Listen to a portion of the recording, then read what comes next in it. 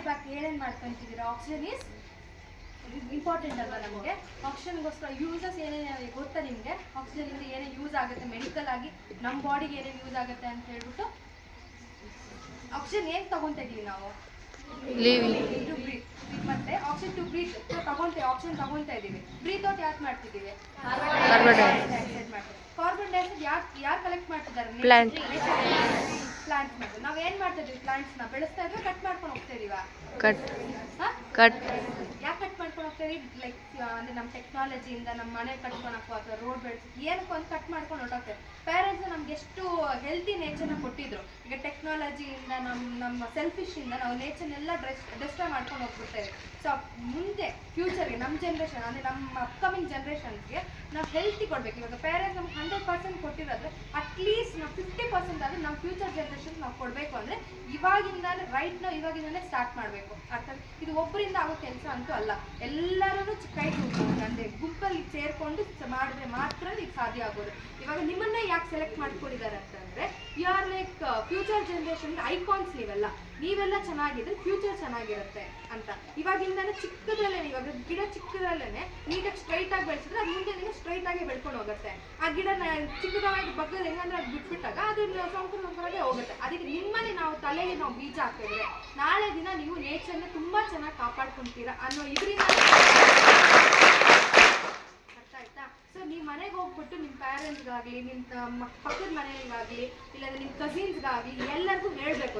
Class college schools ಬಂದಿದ್ರು ಈ ಥರ ಹೇಳಿದ್ರು ಪ್ಲಾಂಟ್ಸ್ ಅಂದರೆ ತುಂಬಾ ಇಂಪಾರ್ಟೆನ್ಸ್ ಇದೆ ಅಂತ ಹೇಳಿದ್ದಾರೆ. ಸೊ ಇವತ್ತಿಂದ ನೀವು ಒಂದು ಹೇಳ್ತೀರಾ, ಮನೆಗೆ ಹೋಗ್ಬಿಟ್ಟು ಅಪ್ಪನ ಕೈಲಿ ಅಮ್ಮನ ಕೈಯಲ್ಲಿ ಗಿಡ ಇರ್ತಾವಲ್ಲ ಪಕ್ಕದಲ್ಲಿ ಅವ್ರ ಕೈಯಲ್ಲಿ ನೆಡ್ಸ್ಬಿಟ್ಟು ಅದನ್ನು ನೋಡ್ಕೊಳ್ಳಿ. ಒಂದೇ ಗಿಡನೇ ನೋಡ್ಕೋಬೇಕು ಅಂತ ಅಲ್ಲಿ ಬರ್ದಿಟ್ಟಿಲ್ಲ. ನೀವು ಮನೆಗೆ ಹೋಗ್ಬಿಟ್ಟು ಇನ್ನೊಂದು 10 ಕಲೆಕ್ಟ್ ಮಾಡ್ಕೊಂಡು 10ನ್ನೂ ಬೆಳೆಸ್ಕೊಳ್ಳಿ. ಅರ್ಥ ಆಯ್ತಾ? ಹಾಂ.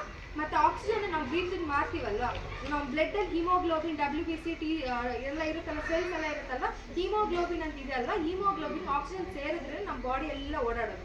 ಅರ್ಥ ಆಯ್ತಾ? ನಮ್ಮ ಲಂಗ್ಸಲ್ಲಿ ಪ್ಯೂರಿಫೈ ಆಗುತ್ತಲ್ವ, ಆಕ್ಸಿಜನ್ ಕಾರ್ಬನ್ ಡೈಆಕ್ಸೈಡ್, ಆಕ್ಸಿಜನ್ ಹೋಗುತ್ತೆ, ಕಾರ್ಬನ್ ಡೈಆಕ್ಸೈಡ್ ರಿಲೀವ್ ಆಗುತ್ತೆ, ಕಾರ್ಬನ್ ಡೈಆಕ್ಸೈಡ್ ಆಚೆ ಬರುತ್ತೆ. ಹಿಮೋಗ್ಲೋಬಿನ್ ಆಕ್ಸಿಜನ್ ಸೇರಿದ್ರೆ ಮಾತ್ರ ನಮ್ಮ ಬಾಡಿ ಪೂರ್ತಿ ಇದಾಗೋದು. ಸೇರಲಿಲ್ಲ ಅಂದ್ಕೊಳ್ಳಿ, ಆ ಕಾರ್ಬನ್ ಡೈಆಕ್ಸೈಡ್ ಜಾಸ್ತಿನೇ ಇರುತ್ತೆ ನಮ್ಮ ಬಾಡಿಯಲ್ಲಿ. ಕಾರ್ಬನ್ ಡೈಆಕ್ಸೈಡ್ ಜಾಸ್ತಿ ಇದೆ ಸೈನೋಸಿಸ್ ಅಂತ ಹೇಳಿ ಕರಿತೀವಿ. ನಮ್ಮ ಇಲ್ಲಿ ಟಿಪ್ಪಲ್ಲಿ ಬ್ಲೂಯಿಶ್ ಕಲರ್ ಆಗಿಬಿಡುತ್ತೆ, ಇಲ್ಲಿ ಕಿವಿ ಹತ್ರ ಬ್ಲೂಯಿಶ್ ಕಲರ್ ಆಗಿಬಿಡುತ್ತೆ. ನೈಲ್ ಬರ್ಡ್ಸ್ ಇದೆಲ್ಲ ನಮ್ಮ ಹತ್ರ ಇದೆಲ್ಲನೂ ಇವೆಲ್ಲನೂ ಬ್ಲೂ ಕಲರ್ ಕನ್ವರ್ಟ್ ಆಗುತ್ತೆ. ಯಾವಾಗ ನಮ್ಮ ಆಕ್ಸಿಜನ್ ನಮ್ಮ ಬಾಡಿಯಲ್ಲಿ ಕಾನ್ಸಂಟ್ರೇಷನ್ ಕಮ್ಮಿ ಆಗುತ್ತೆ ಅಂತ. ಬೆಸ್ಟ್ ಎಕ್ಸಾಂಪಲ್ ಏನು ಅಂದರೆ 2020 ಕೋವಿಡ್ ಬಂತು. ಎಷ್ಟು ಜನ ಆಕ್ಸಿಜನ್ ಇದ್ದರೆ ಎಷ್ಟು ಜನ ತೀರ್ಕೊಂಡಿದ್ದಾರಲ್ವ. ಇವಾಗ ಕೋವಿಡ್ ಅನ್ನೋ ಇದು ವೈರಸ್ ಬಂದಿದ್ದು ನೇಚರಿಂದಾನೆ. ನಾವು ನೇಚರ್ನ ಡೆಸ್ಟ್ರಾಯ್ ಮಾಡ್ಕೊಂಡು ಹೋಗ್ತಾ ನೇಚರ್ ನಮ್ಗೆ ಗೀವ್ ಬ್ಯಾಕ್ ಕೊಟ್ಟಿದ್ದದು. ಒಂದು 2 years ಅಲ್ಲಿ ಎಷ್ಟು ಅನುಭವಿಸಿದ್ರೆ ಸ್ಕೂಲ್ಸ್ ಇದೆಲ್ಲ, ಕಾಲೇಜ್, ಎನ್ವಿರಾನ್ಮೆಂಟ್, ಎಕನಾಮಿಕ್ ಎಲ್ಲರೂ ಡ್ರಾಪ್ ಔಟ್ ಆಗ್ಬಿಡ್ತು.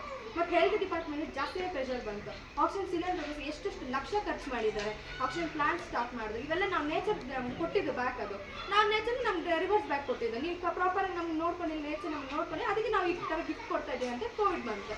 ಇವಾಗ ಇನ್ನೊಂದು ಎಕ್ಸಾಂಪಲ್ ರೈಟ್ ನಾವು ನಡೀತಾ ಇರೋದು ವಿಜಯವಾಡ ಫ್ಲಡ್ಸ್. ಎಷ್ಟು ಫ್ಲಡ್ಸ್ ಅಂತಂದರೆ ಒಂದು 5 ದಿನ, ಒಂದು ವಾರನೂ ಫುಲ್ ಊರೆಲ್ಲನೂ ನೀರೇ ಇತ್ತು.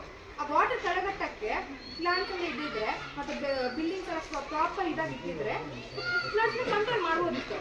ಇವಾಗ ಪ್ಲಾಂಟ್ಸ್ ಪ್ರಾಪರ್ ಆಗಿರಲಿಲ್ಲ, ನೀರನ್ನ ಅಟ್ರಾಕ್ಟ್ ಕರೆಕ್ಟಾಗಿ ಮಾಡ್ತೀವಿ. ಪ್ಲಾಂಟ್ಸ್ನಲ್ಲಿ ಇನ್ನೊಂದು ಏನಂತಂದರೆ ಗ್ರೀನರಿ ಎಲ್ಲಿ ಜಾಸ್ತಿ ಇರುತ್ತೋ ರೈನ್ ಜಾಸ್ತಿ ಬೀಳುತ್ತೆ.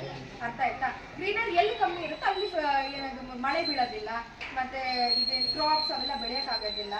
ಅವಾಗೇನು ಏನಾಗುತ್ತೆ, ಬರಗಾಲ ಅಂತ ಹೇಳಿ. ಯಾಕೆ ಬರಗಾಲ ಬರ್ತಾ ಇದೆ? ಪ್ಲಾಂಟ್ಸ್ ಇಲ್ಲ, ರೈನ್ ಅಟ್ರಾಕ್ಟ್ ಮಾಡ್ತಾ ಇಲ್ಲ, ಅದಕ್ಕೆ ನೀರಿಲ್ಲ, ಅದಕ್ಕೆ ನಾವು ತಿನ್ನೋಕ್ಕೇನೂ ಇಲ್ಲ.